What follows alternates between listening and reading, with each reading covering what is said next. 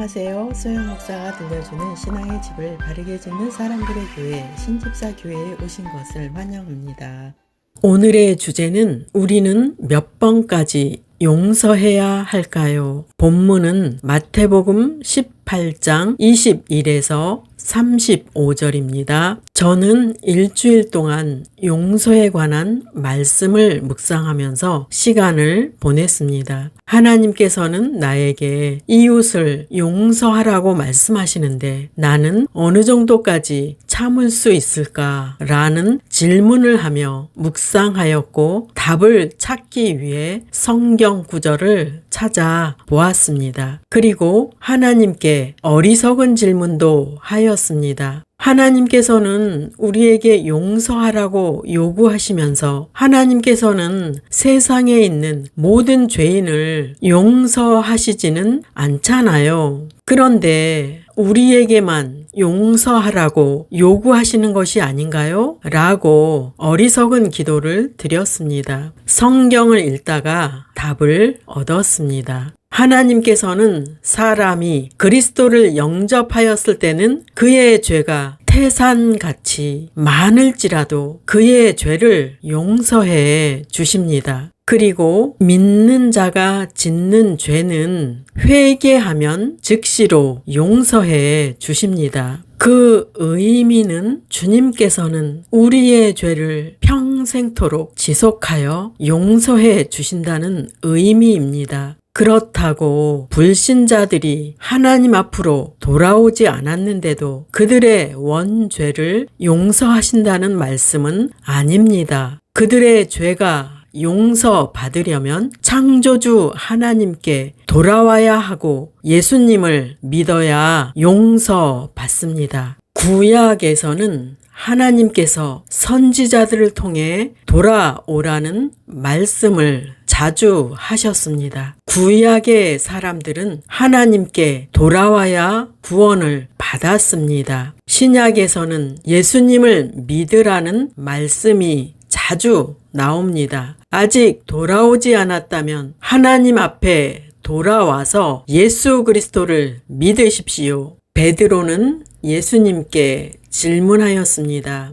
주여, 형제가 내게 죄를 범하면 몇 번이나 용서하여 주리이까? 7번까지 하오리이까? 본문에서 용서의 대상은 믿는 형제입니다. 베드로가 주여 형제가 라고 시작했기 때문입니다. 베드로는 관대한 사람이었습니다. 베드로는 그의 동료인 형제가 죄를 범하면 7번까지는 용서할 생각을 가지고 있었습니다. 그런데 예수님께서는 그의 생각을 뛰어넘는 말씀을 하셨습니다. 내게 이르노니 7번뿐 아니라 7번을 70번까지라도 할지니라. 예수님은 70 곱하기 7은 490번이라도 용서하라고 답변하셨습니다. 이 말씀은 죄를 용서하는 것을 한계가 없이,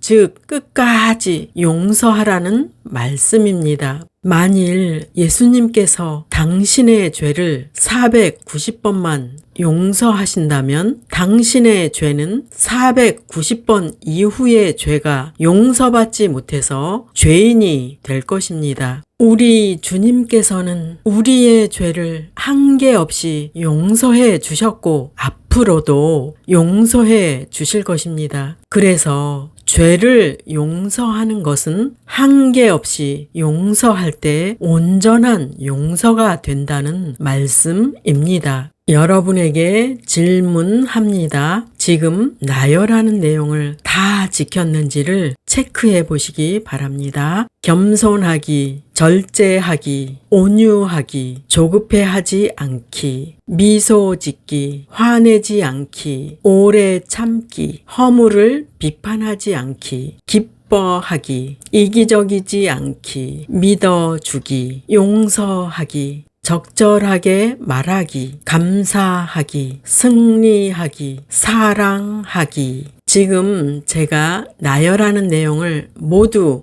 지키신 분은 손을 들어 주시겠습니까? 이 내용을 다 지키지 못했다면 당신도 죄인이고 저도 죄인입니다. 사람이 타인을 용서하지 못하는 이유는 이렇습니다. 자신에게 해를 입히거나 자신이 만들어 놓은 기준에 벗어난 행동을 한다거나 예의가 없고 불친절하거나 내 소유를 빼앗아가는 사람에 대하여 용서하지 못합니다. 우리는 이웃이 자기 애에 상처를 주거나 침범하면 미워하고 용서하지 않습니다. 이런 일들로 인해 내성적인 사람은 움츠러들고 자기 연민에 빠집니다. 그리고 어떤 사람은 마음에서 복수를 다짐하고 그를 만날 때 크게 다투게 됩니다. 사람은 이렇게 범죄하기에 죄인입니다. 우리는 다른 사람의 입장이 되어야 합니다. 사람 대부분은 자신이 잘못한 것은 생각하지 않고 다른 사람이 자신에게 잘못한 것만 생각합니다. 우리 자신도 부지불식간에 또는 의도치 않게 다른 사람에게 피해를 주고 상처를 주고 있습니다.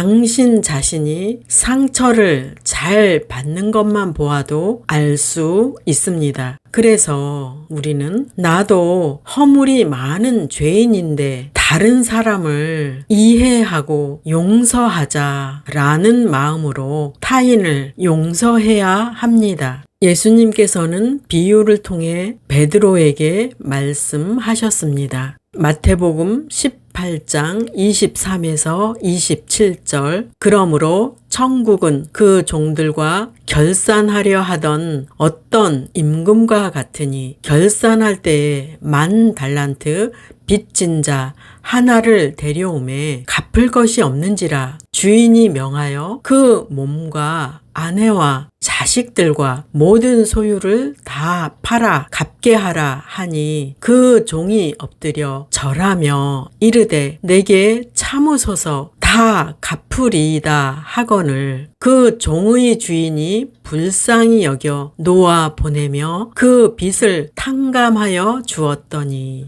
본문에 나오는 종은 임금의 고급 관리로 임금 아래에 있던 자였습니다. 임금 앞에서 결산할 때 그는 임금에게 10,000달란트 빚을 졌다는 것이 보고되었습니다. 임금은 그 빚의 경중을 알리기 위해 강하게 압박하였습니다. 그의 몸과 아내와 자식들과 모든 소유를 팔아 갚게 하라고 하였습니다. 그 종은 엎드려 절하며 내게 참으소서 다 갚으리이다 라고 간청하였습니다. 여기에 나오는 임금은 특이한 분이셨는데 그분은 은혜와 긍휼과 사랑이 풍성한 분이셨습니다. 본문에 나오는 광경은 천국에서 하나님의 심판대 앞에 모든 사람이 결산을 받아야 함을 보여주는 말씀입니다. 이 땅에 출생한 모든 사람은 하나님 앞에서 결산을 받게 됩니다. 1번 심판의 첫 번째 근거는 그가 지은 죄가 예수님의 보혈로 용서받아서 의로운 자가 되었는가로 판단을 받습니다. 예수 이름 외에 다른 이름, 즉 사이비 교주의 이름으로는 구원을 받지 못하고 심판을 받습니다. 그리고 사이비 교주가 자신이 예수라고 하면서 믿으라고 한다면 그는 예수 이름을 도용한 것이므로 그의 죄는 용서받을 길이 없습니다. 우리가 믿는 예수님은 동정녀 마리아에게서 태어나셨고 인류의 죄를 담당하시기 위해 십자가에서 죽임을 당하셨습니다. 우리가 심판을 받지 않으려면 예수님께서 당신을 구원할 구세주임을 믿을 때 심판받지 않습니다. 우리의 구원은 노력을 통해서가 아니고 또한 율법을 잘 지켜서가 아닙니다. 우리는 오직 예수님을 믿음으로 구원을 받습니다. 사람은 이 땅에 있는 동안 예수 그리스도를 영접하면 누구든지 용서의 효력을 체험합니다. 2번 심판의 두 번째 근거는 사람의 악함입니다. 마태복음 18장 28절에서 31절 그 종이 나가서 자기에게 100데나리온 빚진 동료 한 사람을 만나 붙들어 목을 잡고 이르되 빚을 갚으라 하매 그 동료가 엎드려 간구하여 이르되 나에게 참아 주소서 갚으리이다 하되 허락하지 아니하고 이에 가서 그가 빚을 갚도록 옥에 가두거늘 그 동료들이 그것을 보고 몹시 딱하게 여겨 주인에게 가서 그 일을 다 알리니. 본문에서 임금으로부터 빚을 탕감받은 종은 자신에게 100데나리온 빚진 자를 만났습니다. 종은 그 동료에게 빚을 갚으라고 말하였고 그 동료는 참아 주소서 갚으리이다 라고 하였습니다. 여기까지 내용은 종이 임금에게 빚을 져서 나눈 대화의 내용과 똑같이 전개되고 있습니다. 그런데 다음 절부터는 상반되는 일이 벌어지는데 빚을 탕감받은 종은 자신에게 100데나리온 빚진 동료를 감옥에 가두어 버렸습니다. 그 일을 보던 동료들이 딱하게 여겨 주인에게 그 사실을 알립니다. 주인은 그를 불러 악한 종아 내가 빌기에 내가 내 빚을 전부 탕감하여 주었거늘 내가 너를 불쌍히 여김과 같이 너도 내 동료를 불쌍히 여김이 마땅하지 아니하냐 라고 말했습니다. 용서하지 않은 종이 한 행동의 요점을 보시겠습니다. 1번 자신에게 빚진 동료가 참아 주소서 라고 애걸하는데도 불쌍히 여기지 않았습니다. 그가 임금에게 진 빚에 비교한다면 125만 분의 1도 안 되는 금액이었습니다. 2번 종은 동료를 옥에 가두는데 자신의 권세와 힘을 사용하였습니다. 3번 종은 은혜를 구하는 자에게 용서하지 않았고 화를 냈습니다. 4번 그는 법과 정의는 행했지만 긍휼이 없었습니다. 5번 그는 그 내용을 알게 된 이웃들을 슬프게 하였습니다. 다시 한번 요약하겠습니다. 그 종은 정의로운 자였는데 은혜롭지는 않았습니다. 그는 법 적용을 하여 판단은 하였지만 사랑은 없었습니다. 그는 정확한 사람이었지만 사람을 이해할 줄 몰랐습니다. 그는 자신의 빚은 용서받기를 원했지만 동료가 진 빚은 용서하지 않았습니다. 그 종은 임금의 관료로서 지켜야 할 두 가지 계명이 있었습니다. 첫 번째 계명은 주 너의 하나님을 사랑하라입니다. 그 종은 하나님을 사랑하는 계명을 지켰습니다. 그런데 우리 하나님은 보이시지 않습니다. 그래서 그분을 사랑한다고 말은 할 수 있어도 행동으로는 표현할 수 없습니다. 두 번째 계명은 내 이웃을 내 몸같이 사랑하라입니다. 그 종은 내 이웃을 내 몸같이 사랑하라는 계명은 지키지 않았습니다. 그 종은 그의 삶을 변화시켜야 하는 핵심 사항을 지키지 않았습니다. 그는 하나님을 믿는다고 입술로는 고백은 했지만 하나님의 말씀은 지키지 않았습니다. 즉, 하나님의 말씀을 지켜서 그의 삶에 적용하지 않았습니다. 그의 삶에는 긍휼이 없었고 은혜가 없었고 용서가 없었습니다. 여러 남매와 함께 성장하신 분들은 부모님께 이런 말을 자주 들었을 것입니다. 싸우지 말고 용서하면서 사이좋게 지내라 라는 말씀입니다. 어릴 때는 자주 싸우게 됩니다. 자신에게 손해가 나거나 자기의 것을 빼앗기면 다투게 됩니다. 자녀들 입장에서는 올바른 판단을 받아서 정의가 실현되기를 원할 것입니다. 부모님 입장에서는 자녀들 모두가 사랑스럽기에 어느 누구의 편도 들 수 없습니다. 예수님께서도 마찬가지이십니다. 그래서 베드로에게 형제들과 싸우지 말고 용서하고 사이좋게 지내라는 말씀입니다. 우리가 뉴스나 유튜브를 통해 내전이 있는 나라에 대한 소식을 듣습니다. 내전이 있는 국가에 산다는 것은 최악의 불행입니다. 국민은 농사를 지어서 또는 자신의 직장에서 경제 활동을 하여 가족의 생계를 꾸려야 합니다. 이렇게 열심히 경제 활동을 하여도 다른 국가를 이기기가 힘든데 내전까지 하고 있으니 국민들은 얼마나 힘들겠습니까? 그들은 내전으로 인하여 굶주리다가 죽고 살아남은 자들도 자신의 나라를 떠나야 하는 상황이 됩니다. 내전을 하는 것은 자폭 행위이며 자살 행위입니다. 그곳에 있는 백성들은 얼마나 불쌍한가요? 그것이 바로 예수님께서 말씀하신 형제와 형제가 싸움을 하는 것입니다. 우리는 타인에게는 공의를 내세우고 자신은 용서받기를 원합니다. 이런 잣대를 내려놓지 않는다면 결코 평화를 유지할 수가 없습니다. 이렇게 국가에서도 용서가 없다면 내전은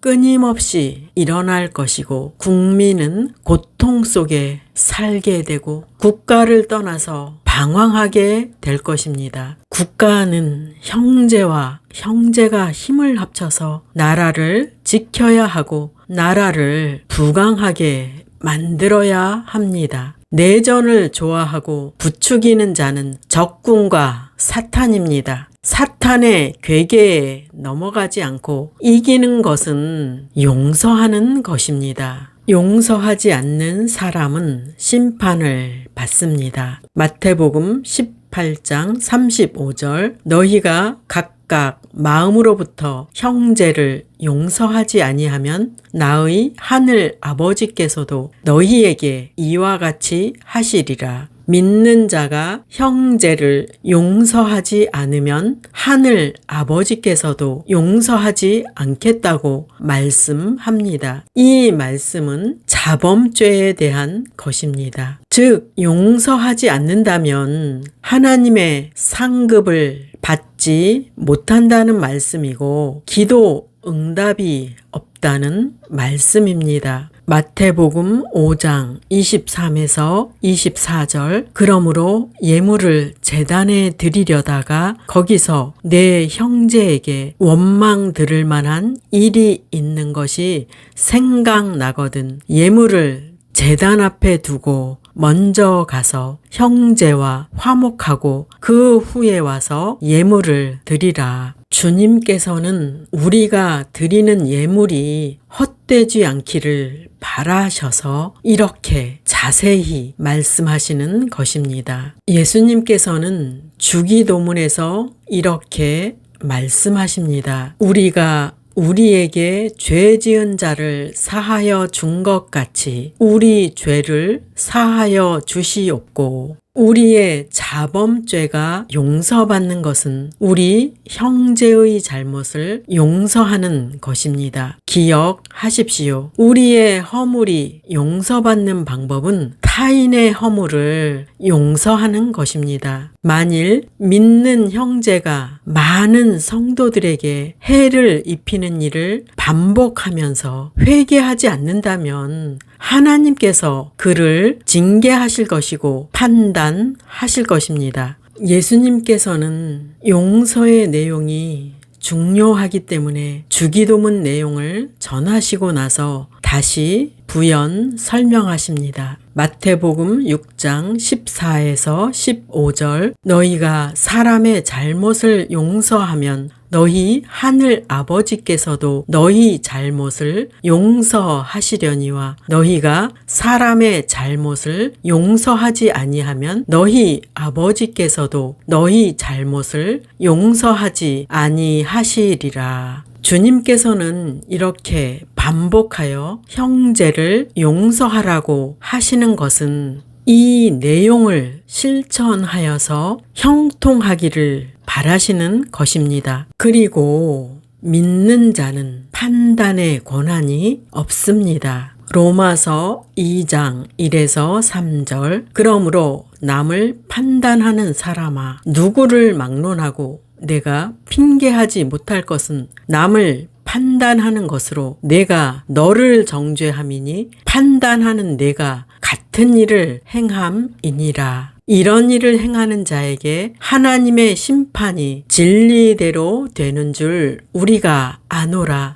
이런 일을 행하는 자를 판단하고도 같은 일을 행하는 사람아 내가 하나님의 심판을 피할 줄로 생각하느냐. 우리는 남을 판단하고도 같은 일을 행하는 똑같은 죄성을 가진 인간입니다. 이것은 감옥에 있는 죄수가 감옥에 있는 같은 죄수를 판단하는 이치와 같습니다. 즉, 판단하려면 하나님처럼 완전해야 합니다. 고린도전서 4장 5절 그러므로 때가 이르기 전 곧 주께서 오시기까지 아무것도 판단하지 말라. 그가 어두움에 감추인 것들을 드러내고 마음의 뜻을 나타내시리니 그 때에 각 사람에게 하나님으로부터 칭찬이 있으리라. 본문에도 주께서 오시기까지 아무것도 판단하지 말라고 하십니다. 판단하여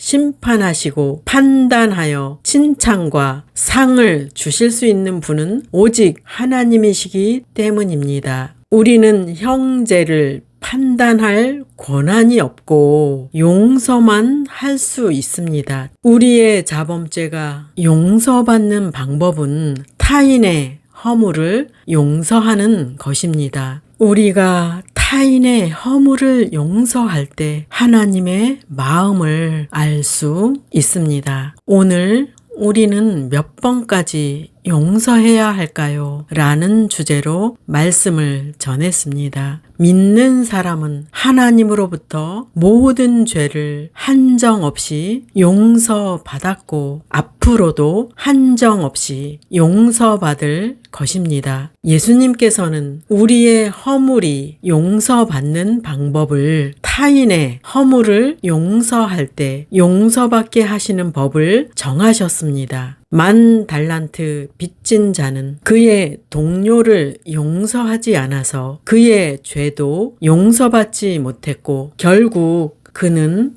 감옥에 갇혔습니다. 적용할 말씀입니다. 우리는 용서받기 위해 용서해야 합니다. 하나님 나라가 내전으로 스스로 망하는 길을 자초해서는 안 되기 때문입니다. 제발 아군과 싸우지 마십시오. 사탄이 기뻐하는 일을 왜 하십니까? 용서하지 않는 사람은 교만한 사람입니다. 그는 자기의 눈에 들보가 있는데 남의 티를 보고 험담하기 때문입니다. 판단과 심판의 권세자는 오직 하나님이십니다. 믿는 자는 하나님의 권한을 침범하지 않아야 합니다. 종은 오직 그분의 말씀에 순종하는 것입니다. 용서의 교훈이 여러분의 삶에 적용되기를 예수 이름으로 축원합니다. 기도하시겠습니다. 하나님 아버지, 우리를 믿음의 형제로 묶어 주심을 감사드립니다. 우리가 이렇게 믿음으로 묶여 있는데 사탄은 틈을 타서 우리 사이를 갈라 놓으려고 합니다. 그 속임수에 넘어가지 않고 이웃을 이해하고 용서하고 사랑할 수 있도록 도와주시옵소서. 우리가 잘못한 것도 우리가 이웃을 용서함으로 용서하겠다고 말씀하셨습니다. 우리가 용서함으로 기도 응답을 받습니다. 우리가 용서함으로 하나님께 받아들여집니다. 오늘 들은 말씀을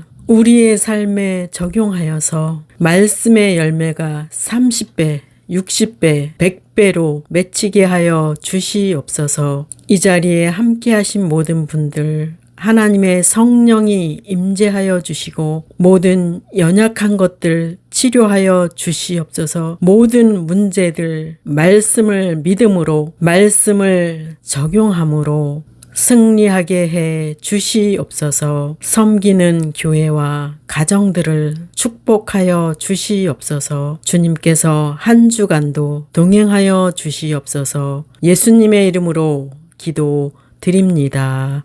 아멘. 마지막 시대를 살아가는 하나님의 백성 여러분, 교회는 다니지만 예수님을 그리스도로 믿지 않는 여러분, 하나님에 대해서 예수님에 대해서 잘 모르시는 여러분, 가나안 성도 여러분, 우리 함께 성경에 근거해서 성령의 능력으로 신앙의 집을 말씀대로 바르게 건축하도록 합시다.